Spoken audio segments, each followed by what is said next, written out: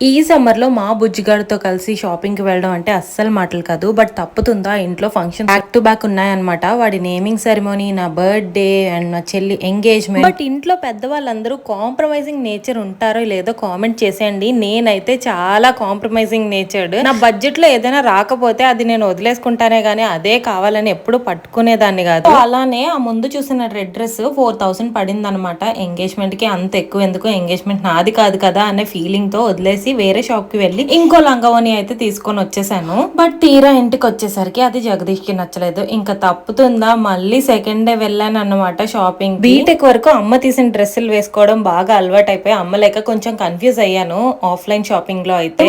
Dresses చూస్తున్నా కూడా worthy అనిపించట్లేదు. ఇంతకు ముందు ఏంటో 500 పెట్టి తీసుకున్న డ్రెస్సెస్ అయితే 2 to 3 years మంచిగా ఉండేవి. ఇప్పుడైతే అలా ఉండట్లేదు క్వాలిటీ. ఇదే నా ఎంగేజ్మెంట్ అవుట్ఫిట్ అనమాట. వీడియో నచ్చితే like, share and subscribe to my channel.